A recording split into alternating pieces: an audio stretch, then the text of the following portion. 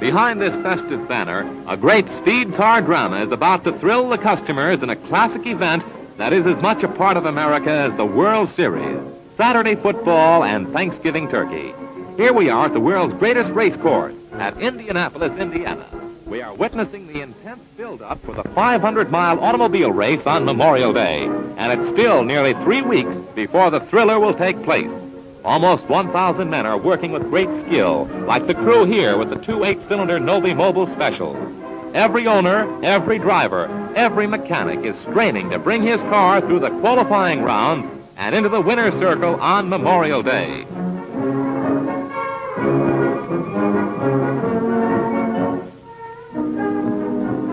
They are tuning, adjusting, and rechecking the 66 trim, precision-built cars which are entered. The hoods of these cars hide many secrets which mechanical and scientific genius have devised to produce greater speed, greater endurance, greater performance. In the past, this genius of racing men has given us such innovations as high-test gasoline, better shock absorbers, and shatterproof glass. This is the sign of the Flying Red Horse, the mobile sign. It is brought to the 500 and to every driver of automobiles the latest in scientific discoveries which make for higher quality lubricants and motor fuels. That is why many owners of cars in the 500 have chosen Mobil Oil to lubricate their sensitive, high-powered motors. Outstanding among these is 3-time winner Lou Moore, whose 4 entries in the 500 represent an investment of about $150,000. Rolling out for a trial run is Moore's ace driver Bill Holland, who was champion in 1949. He later qualified at better than 130 miles an hour. Lou Moore himself times the laps, directs his drivers, and oversees every item in preparation for the qualifying runs and the 500 itself. He knows that meticulous care for every detail leads to victories.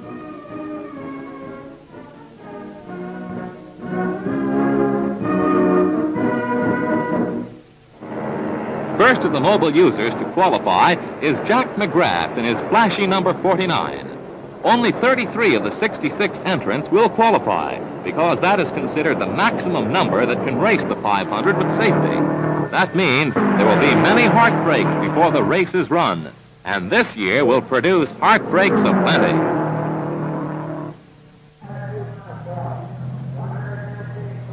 McGrath comes in to qualify with a 10-mile average of 131.868 miles an hour.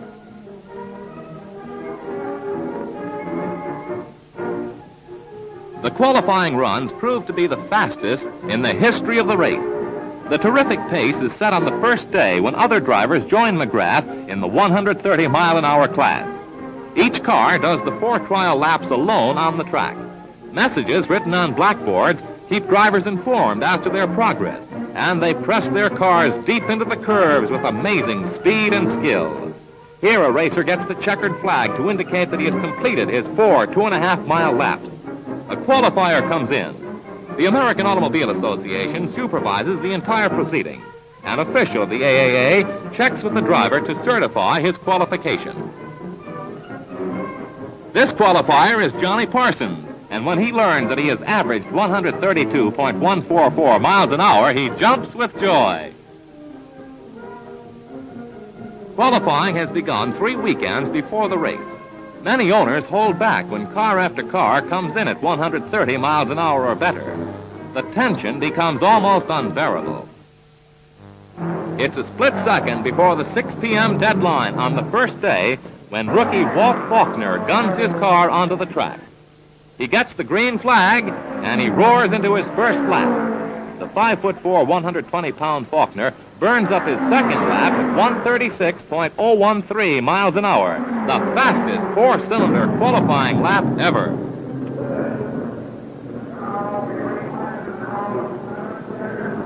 Faulkner gets the checkered flag. He's qualified at an average speed of 134.343 miles an hour. Another new track record, and another record for Mobil Oil, which is taking the place of castor oil as a racing car lubricant.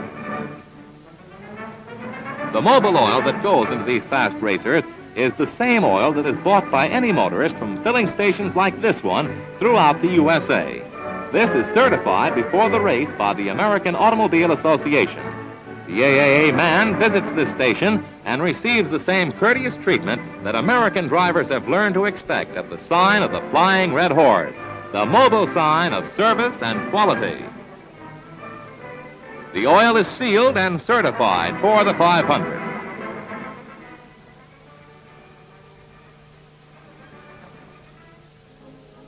The last qualifying day has dawned. All 33 places are filled at speeds ranging upward from 129 miles an hour. But 19 drivers still haven't run the 10-mile test. Will some of the 33 be bumped from the starting lineup by some of the 19? The chances are slim. It is raining. For 3.5 hours of precious time, it rained. Inside the garages, mechanics are busy anyway. Wheels and tires spin in alignment tests. Finally, there's a let-up in the rain, and tinkering crews wait hopefully on the wet pavement outside the garages. Drivers are anxious to get out onto the track for warm-up spins, just in case they get a chance to qualify. The waiting and the uncertainty are frustrating. The pit area is drenched, but the faithful are on hand, and the drivers are waiting for the signal to go. One of the Novies already has been eliminated, but the other rolls out to the track. The powerful 8-cylinder racer must get into its qualifying run before 6 p.m. or lose its chance to qualify. We see the track from the officials' booth. The cars are out now, but they haven't been given the go-ahead for the payoff runs. Here, the car speeds are recorded by a magic eye. Let's hear what the timer has to say about the prospects. Well, we're glad that the last day of qualifications is with us. We've had a little rain this morning. It looks as though the cars running around now would soon dry the track up and we'd be ready to go.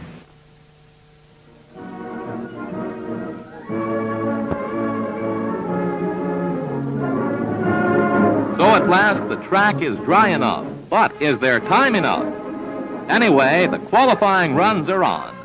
Speedway President Wilbur Shaw calls for and gets the kind of good sportsmanship for which the 500 is noted. If you can't go fast enough, he says, pull in and give the next fellow a chance. 4 drivers comply. Even so, 8 drivers never take their qualifying run. They are still waiting in the line at the 6 p.m. deadline. Among those left behind is the Novies' last hope, Chet Miller. Only one driver has qualified during the last day. He is Johnny McDonald. He bumped Cliff Griffith, who himself had done better than 129 miles an hour. Thus end the qualifying runs, and thus comes saddening frustration for those who are left. It's Monday morning, the day before the race. Mobile trucks are out servicing the tanks that will fill the racers on the morrow. All day, men with vacuum cleaners sweep every inch of the track to pick up cracked brick or glass that might fly into drivers' faces and cause accidents. Drivers and crews gather for last-minute instructions and especially advice. The lead feet, the men heavy on the accelerators, are warned to play it safe and protect lives. They listen closely, for tomorrow is the day they've been building and training for. They are told if a man wants to pass, let him pass if he can. That's the rule of the 500, and the authority is Wilbur Shaw. Let's hear his final words. And may the best man win, and thank you very much.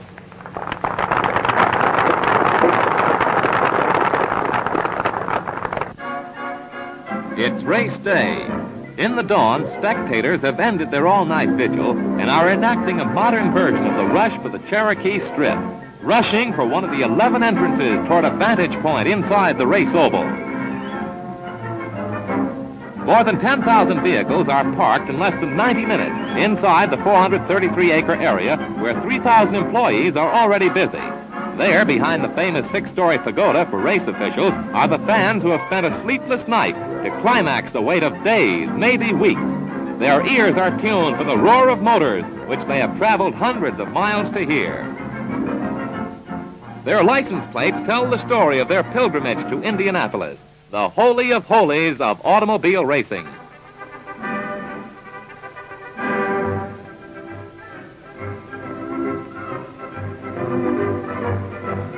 people still have hours to wait, and they make themselves at home, really at home. It's still just time for breakfast.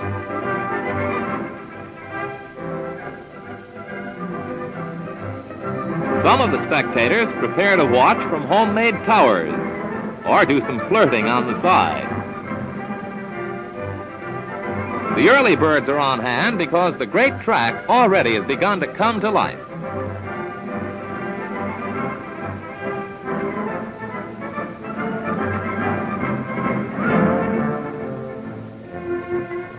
The cars are being rolled to the track, although the sun is still low in the sky. The only diesel-powered car in the race rolls into the pit at the track side. It qualified number 32. Now the cars either have it or they don't.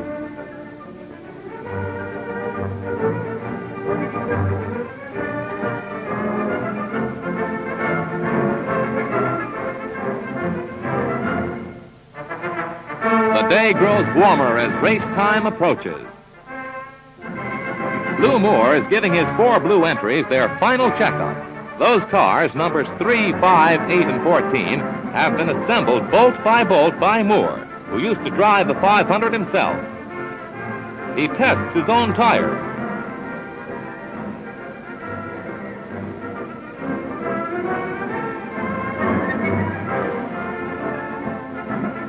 He even fills the gas tank. The feverish work in the pits is being watched by crowds which are already filling the grandstand, from which 80,000 spectators can view the race. Altogether, upwards of 200,000 persons will be on hand at race time. They'll eat 150,000 hot dogs and drink 21,000 gallons of pop and beer. 69 of their children will be lost and found.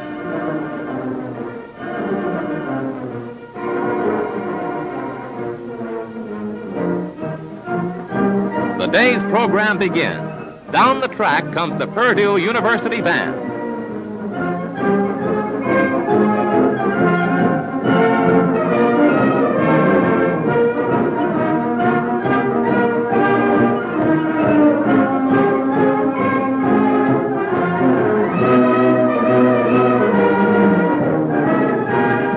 The 33 cars are rolled into race position. It's just half an hour before race time.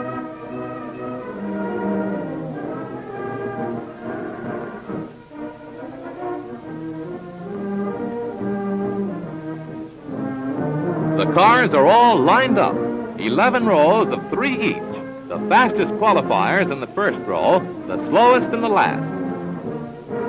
Drivers wait tensely for the signal to climb aboard. Crews stand by. Others look on anxiously. It's almost time. At exactly 10 minutes to 10 comes the word, "Gentlemen, start your engines." Failure to start the motor means out of the race.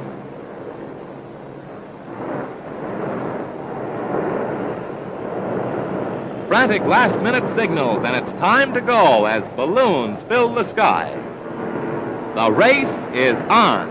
The racers move off in position behind the pace car. All 33 of them are off.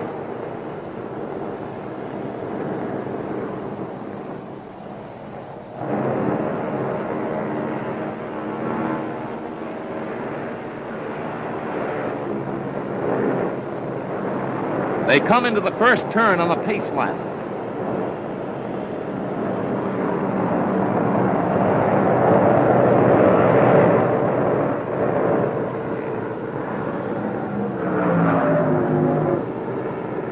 Pace lap ends.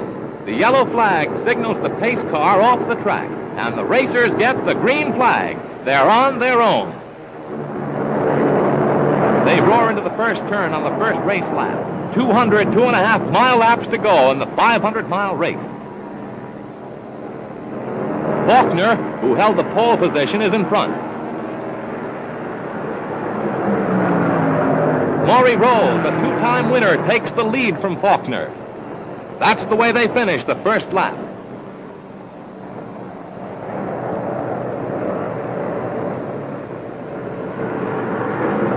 They go into the back stretch on the second lap, and Rose is still ahead.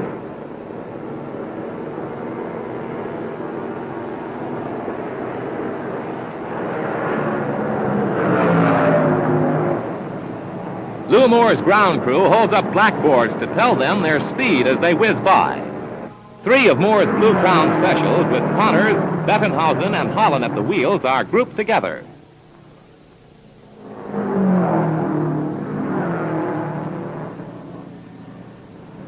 Holland gets the sign Parsons leading, and that's his signal to go after Parsons and pass him. He's right on Parsons' tail.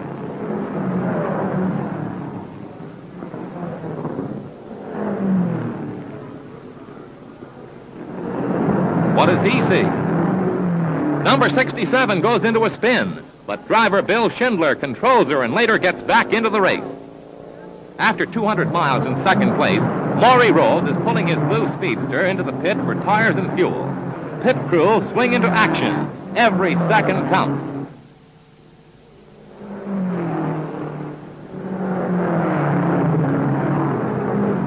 What's the matter? Rose's car is on fire. The AAA men watch closely. But an alert fire crew put out the blaze and Rose is off again. Parsons has fallen behind Bill Holland, and the blue mobile car from Lou Moore's stable is ahead. At 275 miles, it's Holland, Parsons, and Rose at 124.402 miles an hour. But Holland comes in for a pit stop. Time to refuel and change tires. Lou Moore himself changes the tires. Only 4 crew members, including the driver, are allowed to work on the car. It's a tense time. Holland stays in his seat, anxious to get away. Let's watch.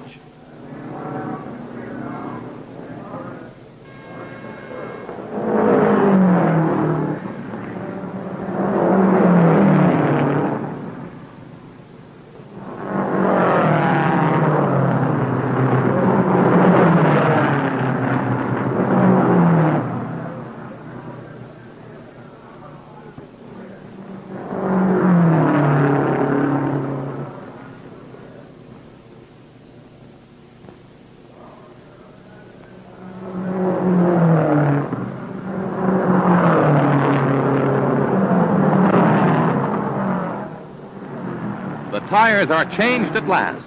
A crewman polishes the windshield as Holland moves away just 67 seconds after he stopped. The sky is clouded over. Holland passes Gene Hartley in an effort to make up for lost time. During his pit stop, he fell back to 6th place. He's fighting up towards Parsons, and he's just behind him again. He's after him on the back stretch. A real battle for first place. At 325 miles, the overcast sky becomes ominous.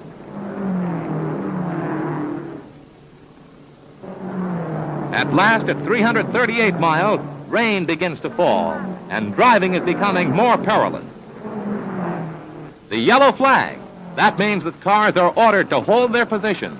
They must reduce their speed to 90 miles an hour. Will the race be called off? It happened once in 1926 at 400 miles. The cars seem to be loping now. It rains harder. The red flag. The race has been called at the end of 375 miles. Johnny Parsons rolls into winner's row. Holland had to hold his second place because of the rain, but he has run a great race. Third is Maury Rose. Fourth is Cecil Green. Fifth, Tony Bettenhausen.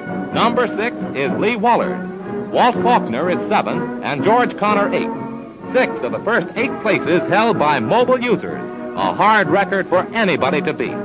The rain keeps on, so the draggled crowd goes home, wondering how it might have been. But they've seen a wonderful performance in the unfinished 500.